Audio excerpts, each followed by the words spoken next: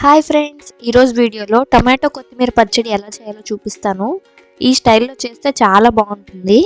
ఇది అన్నంలోకి, టిఫిన్స్లోకి, ఇడ్లీ, దోశ, ఉత్తప్పం అలా అన్నిటిలోకి చాలా బాగుంటుందండి ఈ పచ్చడి. ఆలస్యం లేకుండా ఇంకా రెసిపీలోకి వెళ్ళిపోదాం.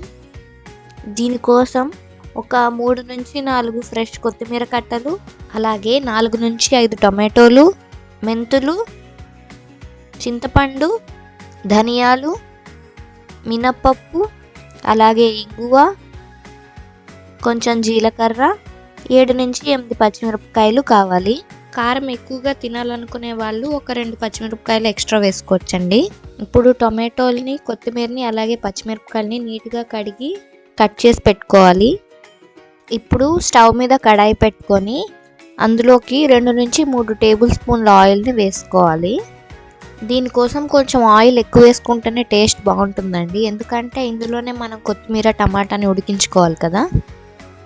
నూనె కొంచెం వేడెక్కాక అందులోకి జీలకర్ర, కొంచెం ధనియాలు, కొద్దిగా మెంతులు, ఒక 2 పిడికిళ్ళ మినప్పప్పు, అంటే ఒక 3 టేబుల్ స్పూన్స్ వేసుకోవాలి.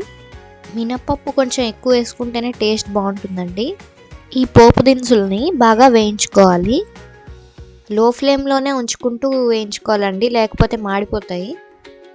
ఇప్పుడు ఇందులోకి ఒక చిన్న కప్పు వేరుశనగ పలుకుల్ని యాడ్ చేసుకోవాలి. అంటే సుమారు ఒక 2 స్పూన్లు సరిపోతాయండి. వేరుశనగ పలుకులు వేసుకున్నాక ఒకసారి బాగా కలుపుకోవాలి. ఇవి టేస్ట్ని ఎన్హాన్స్ చేస్తాయండి. ఇవన్నీ బాగా ఫ్రై అయ్యాక ఇందులోకి మనం కట్ చేసి పెట్టుకున్న పచ్చిమిరపకాయలను యాడ్ చేసుకోవాలి. యాడ్ చేసుకొని బాగా ఫ్రై చేసుకోవాలి.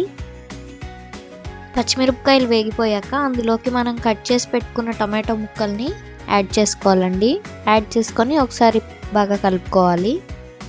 ఇప్పుడు ఇందులో కొద్దిగా పసుపు యాడ్ చేసుకోవాలండి. 1 టీ స్పూన్ పసుపు యాడ్ చేసుకోవాలి. తర్వాత ఇందులో కొత్తిమీర తరుగును యాడ్ చేసుకోవాలండి. టొమాటో, కొత్తిమీర 2 కలిపి ఒకేసారి ఉడికితేనే టేస్ట్ బాగుంటుందండి. కొత్తిమీర యాడ్ చేసుకున్నాక ఒకసారి కింద నుంచి పై వరకు బాగా కలుపుకోవాలండి. ఇప్పుడు ఇందులోకి రుచికి తగినంత ఉప్పుని వేసుకోవాలండి. నేను రాళ్ళ ఉప్పుని యూజ్ చేస్తున్నాను, మీరు నార్మల్ సాల్ట్ కూడా వేసుకోవచ్చు. ఇలాంటి చట్నీస్లోకి సాల్ట్ కన్నా ఈ రాళ్ళ ఉప్పు టేస్ట్ బాగా వస్తుందండి, సో అందుకోసం నేను దీన్ని యూజ్ చేస్తున్నాను. ఇప్పుడు కొంచెం ఇంగువ వేసుకోవాలండి. పోపు వేసుకున్నప్పుడే వేసుకోవచ్చు, మేము అప్పుడు మర్చిపోయామండి, సో అందుకోసం ఇప్పుడు యాడ్ చేసుకుంటున్నాము. ఇప్పుడు ఇందులోకి ఒక నిమ్మకాయ సైజ్ అంత చింతపండుని యాడ్ చేసుకోవాలండి. మంటని మీడియం ఫ్లేమ్లో ఉంచుకొని ఒకసారి బాగా కలుపుకోవాలండి. కింద నుంచి పై వరకు నీట్గా కలుపుకోవాలండి, మొత్తం కలిసేలాగా. అన్నీ ఈవెన్గా కుక్ అయ్యేటట్టు నీట్గా ఫ్రై చేసుకోవాలి. ఇప్పుడు కాసేపు మూత పెట్టి ఉడికించుకోవాలి. మధ్య మధ్యలో ఒకసారి చెక్ చేసుకొని మళ్ళీ ఒకసారి కలుపుకొని మూత పెట్టుకొని మళ్ళీ ఉడికించుకోవాలండి. సో ఒక 15 మినిట్స్ తర్వాత మూత తీసి చూస్తే చూసారు కదండి ఎంత బాగా కుక్ అయ్యాయో. సో వీటిని కాసేపు చల్లారబెట్టుకోవాలండి. బాగా చల్లారాక దీన్ని ఒక మిక్సీ జార్లోకి తీసుకోవాలి. ఇప్పుడు దీన్ని ఫైన్ పేస్ట్గా రుబ్బుకోవాలి. ఇప్పుడు అదే కడాయిలోకి ఒక 2 స్పూన్ల ఆయిల్ వేసుకోవాలి. ఇప్పుడు ఇందులో పోపు కోసం 1 స్పూన్ ఆవాలు వేసుకోవాలి. అలాగే 2 ఎండుమిరపకాయలను కూడా వేసుకొని బాగా వేయించుకోవాలండి. పోపు వేయించుకున్నాక ఇందులోకి మనం రుబ్బుకున్న పచ్చడిని యాడ్ చేసుకోవాలండి. నార్మల్గా పోపునే మనం పచ్చడిలోకి యాడ్ చేసుకోవచ్చు, కానీ మా ఇంట్లో అవి లేదు కాబట్టి మేము ఇలా చేస్తున్నామండి.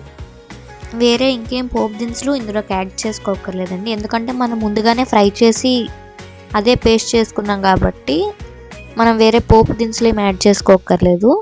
పచ్చడి వేసుకున్నాక ఒకసారి బాగా కలుపుకోవాలండి. ఆయిల్, పోపు అనేది పచ్చడికి బాగా పట్టేలాగా ఒకసారి కలుపుకోవాలి. అంతే అండి, మన టేస్ట్ టొమాటో కొత్తిమీర పచ్చడి అనేది రెడీ అయిపోయింది.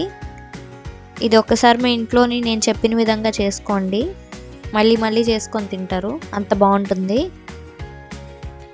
దీన్ని వేడి వేడి అన్నంలో కలుపుకొని తింటే ఉంటుందండి అసలు టేస్ట్ చాలా బాగుంటుంది. అలాగే దోశల్లో కూడా టేస్ట్ చాలా బాగుంటుందండి. ఇది రెసిపీ ఎలా అనిపించిందో ట్రై చేసి కింద కామెంట్ చేయండి. అలాగే నా వీడియో నచ్చితే లైక్ చేసి షేర్ చేసి నా ఛానల్ని సబ్స్క్రైబ్ చేసుకోండి. Thank you.